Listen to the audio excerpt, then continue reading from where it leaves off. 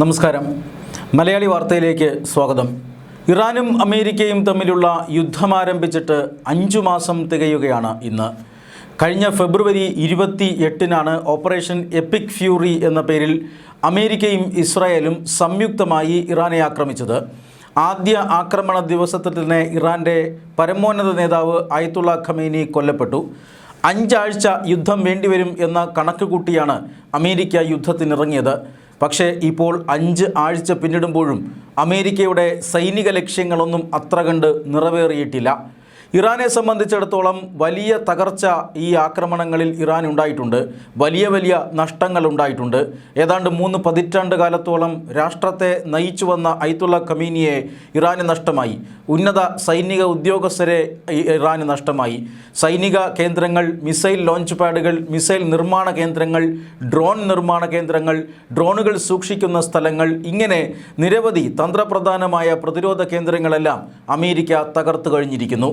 എന്നാലും ഇപ്പോഴും തിരിച്ചടിക്കുള്ള അല്ലെങ്കിൽ പ്രത്യാക്രമണം നടത്താനുള്ള കഴിവ് തങ്ങൾക്കുണ്ട് എന്ന് ഇറാൻ തെളിയിച്ചു കൊണ്ടിരിക്കുന്നു. അമേരിക്ക എപ്പോഴൊക്കെ ഇറാനെ ആക്രമിക്കുമോ അപ്പോഴെല്ലാം മിഡിൽ ഈസ്റ്റിലെ അമേരിക്കൻ സേനാ താവളങ്ങളിലേക്ക് മിസൈലുകൾ അയക്കാൻ ഇറാന് സാധിക്കുന്നുണ്ട്. ആ മിസൈലുകൾ ലക്ഷ്യം കാണുന്നുണ്ടോ ഇല്ലയോ എന്നതല്ല, മിസൈലുകളും ഡ്രോണുകളും ഇറാൻ അവിടേക്ക് എത്തിക്കുന്നുണ്ട് എന്നുള്ളതാണ് ഏറ്റവും പ്രധാനപ്പെട്ട കാര്യം. എന്തായാലും ഇറാൻ്റെ പ്രത്യാക്രമണത്തിൻ്റെ മൂർച്ച കുറഞ്ഞിട്ടുണ്ട് എന്ന കാര്യത്തിൽ തർക്കമൊന്നുമില്ല. ഇസ്രായേലിൻ്റെ ലക്ഷ്യം അതുതന്നെയാണ്. ആക്രമിച്ച് ഇറാൻ്റെ സൈനിക ശേഷിയെ ഏതാണ്ട് പൂർണ്ണമായും ഇല്ലാതാക്കണം. അതുവരെ ആക്രമണം നടത്തണം. എന്നാൽ അമേരിക്ക പറയുന്നത് അങ്ങനെയല്ല. തന്ത്രപ്രധാനമായ കേന്ദ്രങ്ങൾ ആക്രമിച്ച് ഇറാനെ സമ്മർദ്ദത്തിലാക്കുക. ഈ സമ്മർദ്ദത്തിലാക്കിയതിന് ശേഷം ആണവായുധങ്ങൾ എങ്ങനെയെങ്കിലും ഇറാൻ്റെ കയ്യിൽ നിന്നും മാറ്റിയെടുക്കുക. ഇതാണ് അമേരിക്കയുടെ ലക്ഷ്യം. എന്നാൽ അമേരിക്കയുടെ ഈ ലക്ഷ്യം നിറവേറുന്ന ഒരു ലക്ഷണമൊന്നും കാണുന്നില്ല. അതിൻ്റെ ഏറ്റവും പ്രധാനപ്പെട്ട കാരണം ഇറാനെ സമാധാന ചർച്ചകളിലേക്ക് കൊണ്ടുവരാൻ അമേരിക്കയ്ക്ക് സാധിച്ചെങ്കിലും ആ സമാധാന ചർച്ചകൾ വിജയിപ്പിക്കാൻ അമേരിക്കയ്ക്ക് സാധിച്ചില്ല. സമാധാന ചർച്ചയ്ക്ക് വേണ്ടി മേശയ്ക്കരികിൽ ഇരിക്കുമ്പോൾ തന്നെ ഇറാൻ ഹോർമൂസ് കടലിടുക്കിൽ കപ്പലുകളെ ആക്രമിച്ചുകൊണ്ടേയിരുന്നു. സമാധാന ചർച്ചകൾക്കായി സംസാരിച്ചു കൊണ്ടിരിക്കുമ്പോൾ തന്നെ ഇറാൻ അമേരിക്കൻ പ്രസിഡന്റ് ഡൊണാൾഡ് ട്രംപിനെ നേരിട്ട് വധിക്കാൻ ശ്രമിച്ചു. ഇതെല്ലാം വീണ്ടും സംഘർഷത്തിന് ഉടലെടുക്കാൻ വേണ്ടി കാരണമായി. അമേരിക്ക ഏതാണ്ട് 10-13 ദിവസത്തോളം തുടർച്ചയായി ആക്രമണം ഇറാനുമേൽ നടത്തി.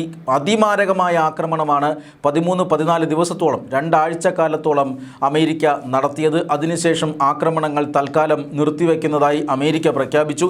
തൊട്ടടുത്ത ദിവസം ഇറാനും പ്രത്യാക്രമണങ്ങൾ നിർത്തിവെക്കുന്നതായി ഇറാനും പ്രഖ്യാപിച്ചു കഴിഞ്ഞിരിക്കുന്നു. ഇപ്പോൾ ഭയാനകമായ ഒരു ശാന്തതയാണ് യുദ്ധഭൂമിയിലുള്ളത്. പക്ഷേ ഏത് നിമിഷം വേണമെങ്കിലും വീണ്ടും സംഘർഷം പുനരാരംഭിക്കാം എന്ന സാഹചര്യവുമുണ്ട്. ഹോർമൂസ് കടലിടുക്കിൽ അമേരിക്കയും ഇറാനും ഒരുപോലെ ഉപരോധം തുടരുകയാണ് എന്നതാണ് മറ്റൊരു പ്രധാനപ്പെട്ട കാര്യം. ലോകരാജ്യങ്ങൾക്കിടയിൽ വലിയ പ്രതിസന്ധി സൃഷ്ടിക്കാൻ പോകുന്ന ഒരു തീരുമാനം കൂടിയാണത് എന്ന കാര്യത്തിൽ തർക്കമൊന്നുമില്ല. എന്തായാലും ഈ യുദ്ധം തുടങ്ങിയതിന് ശേഷം ഏറ്റവും നിർണായകമായ ഒരു കാര്യം ഇന്ന് അമേരിക്കയിൽ നടക്കുകയാണ്. അതായത് യുദ്ധത്തിൻ്റെ 5-ാം മാസം തികയുന്നതിൻ്റെ അന്ന് യുക്രൈനിയൻ പ്രസിഡന്റ് വ്ളാഡിമിർ സെലൻസ്കിയും അതുപോലെ തന്നെ ഇസ്രായേൽ പ്രധാനമന്ത്രി ബെഞ്ചമിൻ നെതന്യാഹുവും ഇന്ന് അമേരിക്കയിലെത്തുന്നുണ്ട്. വൈറ്റ് ഹൗസിൽ പ്രസിഡന്റ് ട്രംപുമായി ഇരുവരും ചർച്ച നടത്തുന്നുണ്ട് എന്നുള്ളതാണ് ഏറ്റവും പ്രധാനപ്പെട്ട കാര്യം. ഈ യുദ്ധങ്ങൾ അവസാനിപ്പിക്കാൻ അമേരിക്ക ആഗ്രഹിക്കുന്നു എന്ന സൂചനയാണ് പുറത്തു വരുന്നത്. അതിനായി യുക്രൈൻ പ്രസിഡന്റുമായും അതുപോലെ തന്നെ ഇസ്രായേലിയൻ പ്രധാനമന്ത്രിയുമായും ട്രംപ് ഇന്ന് സംസാരിക്കും. ഇറാൻ വിഷയത്തിൽ ട്രംപും അതുപോലെ തന്നെ നെതന്യാഹുവും തമ്മിൽ അതിരൂക്ഷമായ അഭിപ്രായ വ്യത്യാസമുണ്ട് എന്ന് വ്യക്തമാണ്. ട്രംപ് തന്നെ ഇക്കാര്യം കഴിഞ്ഞ ദിവസം വാർത്താലേഖകരോട് പറഞ്ഞിരുന്നു. പക്ഷേ മറ്റെല്ലാ തരത്തിലുമുള്ള ഞങ്ങളുടെ ബന്ധം അത് വളരെയധികം ഊഷ്മളമാണ് എന്നും ട്രംപ് പറഞ്ഞു വയ്ക്കുന്നുണ്ട്. തുർക്കി ഉൾപ്പെടെയുള്ള രാജ്യങ്ങൾക്ക് ഈ F-35 യുദ്ധവിമാനങ്ങൾ നൽകുന്നതിനോട് ഇസ്രായേലിന് ഒട്ടും യോജിപ്പില്ല. മാത്രമല്ല, മേഖലയിലെ സമാധാന അന്തരീക്ഷം തകർക്കാനായി അമേരിക്ക എന്തിനിറങ്ങി പുറപ്പെട്ടിരിക്കുന്നു എന്ന ചോദ്യമാണ് ഇസ്രായേൽ ട്രംപിനോട് ചോദിച്ചുകൊണ്ടിരിക്കുന്നത്. ഇത്തരം കാര്യങ്ങളാണ് ഇന്നിപ്പോൾ ചർച്ചാ വിഷയമാവുക. റഷ്യയും യുക്രൈനും തമ്മിലുള്ള യുദ്ധം നിർത്തുന്നതിനെക്കുറിച്ചായിരിക്കും സെലൻസ്കിയോട് അമേരിക്കൻ പ്രസിഡന്റ് സംസാരിക്കുക. എന്തായാലും രണ്ട് രാഷ്ട്ര നേതാക്കളും അമേരിക്കൻ പ്രസിഡന്റിനെ അനുസരിക്കുമോ എന്നറിയില്ല. കാരണം യുദ്ധം ഒരു കാരണവശാലും നിർത്തരുത് എന്ന അഭിപ്രായമുള്ളവരാണ് രണ്ടുപേരും. റഷ്യയും അതുപോലെ തന്നെ യുക്രൈനും തമ്മിലുള്ള സമാധാന ചർച്ചകൾ പലതവണ നടന്നു കഴിഞ്ഞു. അമേരിക്കയുടെ മധ്യസ്ഥതയിൽ തന്നെ ചർച്ചകൾ നടന്നു. ആ ചർച്ചകളിലൊക്കെ പുറംതിരിഞ്ഞു നിന്നത് സെലൻസ്കി ആയിരുന്നു. ഒരു കാരണവശാലും യുദ്ധം അവസാനിപ്പിക്കാൻ തയ്യാറല്ല എന്ന് പറഞ്ഞത് സെലൻസ്കിയാണ്. അതായത് റഷ്യ ഒട്ടനവധി ഭൂപ്രദേശങ്ങൾ യുക്രൈനിൽ നിന്ന് യുദ്ധത്തിലൂടെ പിടിച്ചെടുത്തിട്ടുണ്ട്. യുദ്ധം അവസാനിപ്പിച്ചാൽ ആ ഭൂവിഭാഗങ്ങളെല്ലാം റഷ്യയ്ക്ക് തന്നെയായിരിക്കും. എന്നാൽ അത് തിരികെ കൊടുത്തുകൊണ്ടുള്ള ഒരു ഒത്തുതീർപ്പിന് മാത്രമേ സെലൻസ്കി തയ്യാറാവുകയുള്ളൂ എന്നാണ് സൂചന. അങ്ങനെയാണ് എങ്കിൽ ആ യുദ്ധം അവസാനിപ്പിക്കാൻ പോകുന്നില്ല. അത്രമാത്രം ഇത്രയും വർഷം നീണ്ട യുദ്ധം ഇനിയും തുടരാൻ തങ്ങൾക്ക് മടിയില്ല എന്ന് റഷ്യ പ്രഖ്യാപിച്ചുകൊണ്ടിരിക്കുകയാണ്. ഡ്രോണുകളും ദീർഘദൂര ഡ്രോണുകളും മറ്റും ഉപയോഗിച്ച് യുക്രൈൻ കഴിഞ്ഞ ഏതാനും ദിവസങ്ങളായി റഷ്യയ്ക്ക് മേൽ വലിയ ആക്രമണം നടത്തിക്കൊണ്ടിരിക്കുന്നു. ഈ ആക്രമണങ്ങളിൽ റഷ്യൻ റിഫൈനറികൾക്ക് കേടുപാടുകൾ പറ്റുകയും റഷ്യയിൽ വലിയ തോതിലുള്ള ഇന്ധന ദാരിദ്ര്യം ഉണ്ടാവുകയും ഒക്കെ ചെയ്തത് നമ്മൾ കണ്ടതാണ്. അങ്ങനെ റഷ്യയ്ക്ക് മേൽ വലിയ പ്രകോപനം തീർക്കുന്ന യുക്രൈനെ കഴിഞ്ഞ 2-3 ദിവസത്തെ കനത്ത ആക്രമണം കൊണ്ട് വരുതിയിലാക്കാൻ റഷ്യയ്ക്ക് സാധിച്ചിട്ടുണ്ട്.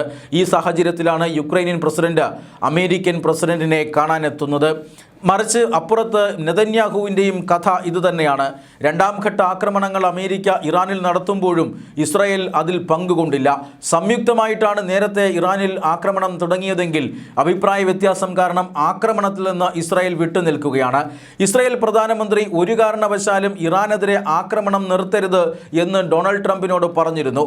വെടിനിർത്തൽ കരാറോ അതുപോലെ തന്നെ ചർച്ചകളോ ഉണ്ടാകാൻ പാടില്ല എന്നാണ് നെതന്യാഹുവിൻ്റെ നിലപാട്.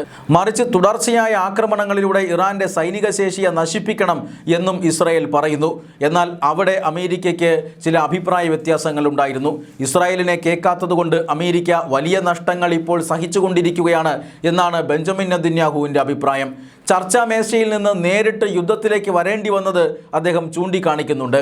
മാത്രമല്ല, ലെബനനിൽ കനത്ത ആക്രമണം നടത്തുന്നുണ്ട് ഇസ്രായേൽ. ആ ആക്രമണത്തിൽ നിന്ന് പിന്മാറണമെന്ന് പലതവണ അമേരിക്ക പറയുന്നുമുണ്ട്.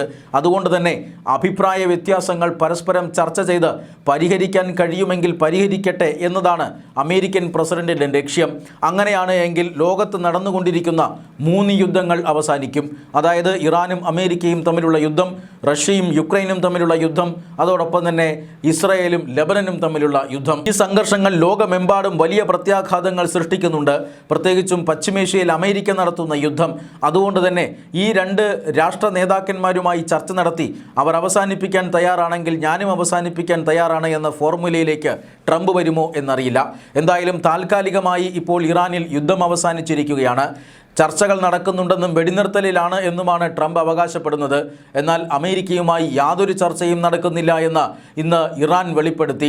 അതായത് ഇറാനിൽ സമാധാനം പുലരുമ്പോഴും അത് അമേരിക്ക ആക്രമിക്കാത്തത് കൊണ്ട് മാത്രമാണെന്നും അമേരിക്ക ഏതു നിമിഷം ആക്രമണം പുനരാരംഭിക്കുമോ ആ നിമിഷം ഇറാനും പ്രത്യാക്രമണം നടത്തുമെന്ന് ഇറാനും പറഞ്ഞിരിക്കുകയാണ്. ഏതാണ്ട് 3500-ലേറെ സാധാരണക്കാരാണ് ഈ യുദ്ധത്തിൽ കൊല്ലപ്പെട്ടത് എന്ന വിവരം ഇപ്പോൾ പുറത്തു വരികയാണ്. കനത്ത ആൾനാശം ഉണ്ടായില്ലെങ്കിലും തന്ത്രപ്രധാനമായ മേഖലകളെ എല്ലാം അമേരിക്ക തകർത്തു എന്ന് തന്നെ പറയേണ്ടി വരും.